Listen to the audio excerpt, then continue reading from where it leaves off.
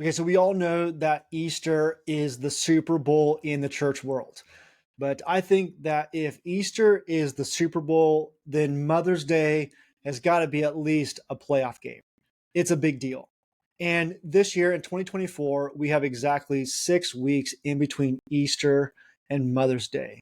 So, how can you leverage those important 6 weeks? Because it's important to not just have first time visitors, but to have second and third and even fourth time visitors. Let's look at the numbers because only 20% of first time visitors ever come back, but 40% of second time visitors come back.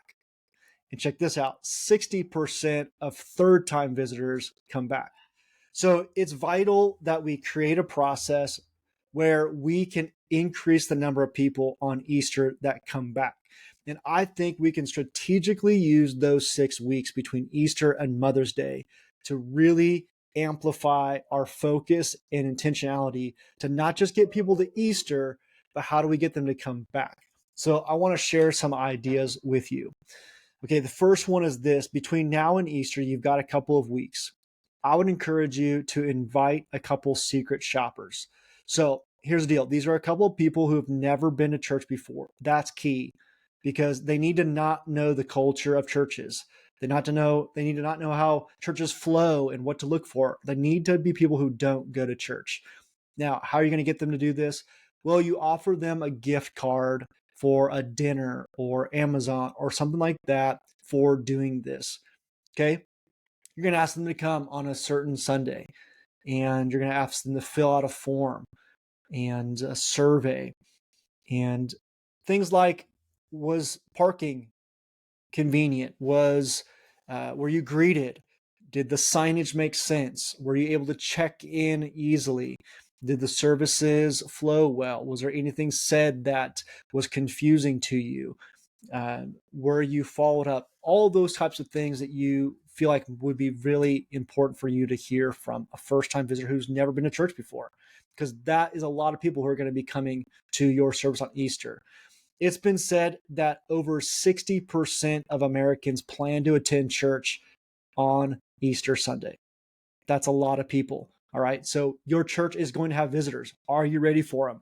All right. So, first of all, get a secret shopper so you can get some great information and make needed changes between now and Easter.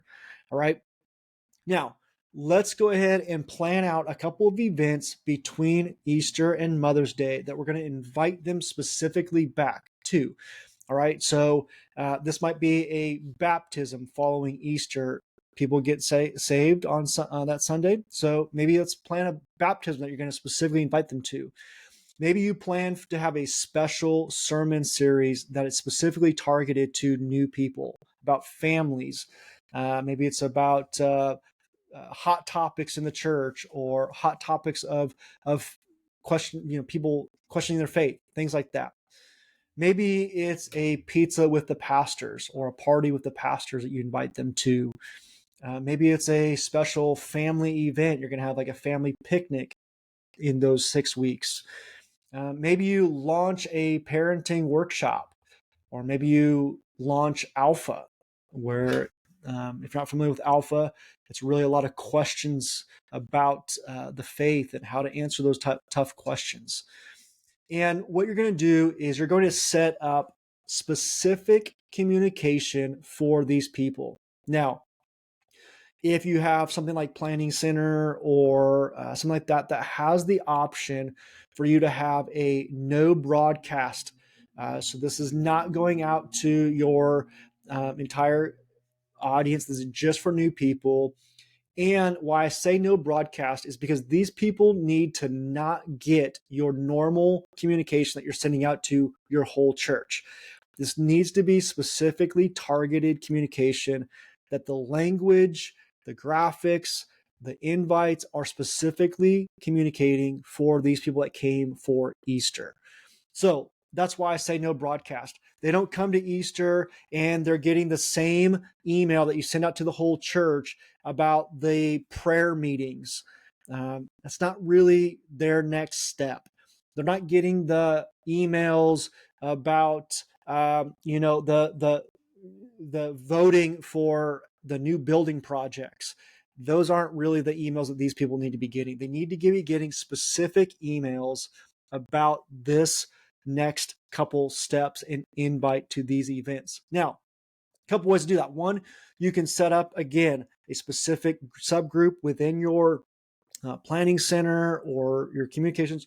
Or what some people do is they have a separate email system like MailChimp that is only used for a process like this. And so you put all those people into your MailChimp. If it's 30, 40 guests that come that day, then you have specifically put those emails into MailChimp and they get all that information. At the end of that, then they get brought back into your normal, let's say, planning center email system. All right. So plan out a couple of events, create specific targeted information. And I would encourage you to create some follow-up systems. Maybe it's a personal visit from some of your pastoral team that come and drop off some cookies, or something like a coupon to come back for a t-shirt, or come back for another service for some free coffee, something like that.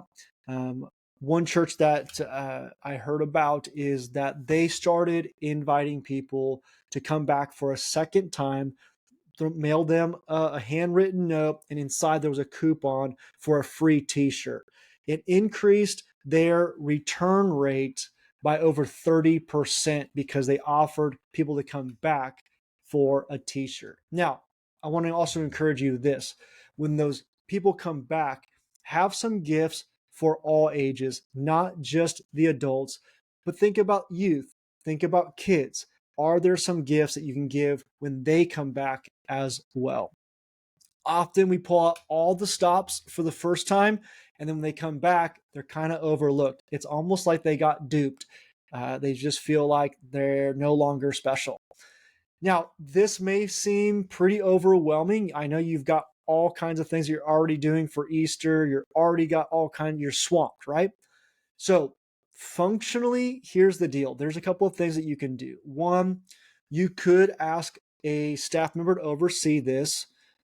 You could also bring on maybe a stipend person for a few weeks to oversee this.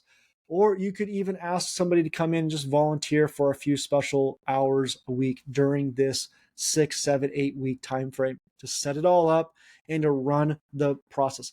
A lot of this can be automated once it's set up in MailChimp. Those emails could automatically be scheduled. Also, there's another way that you could do it, which is to hire a VA, a virtual assistant. You can go on to different websites and research virtual assistants, and you can outsource this completely.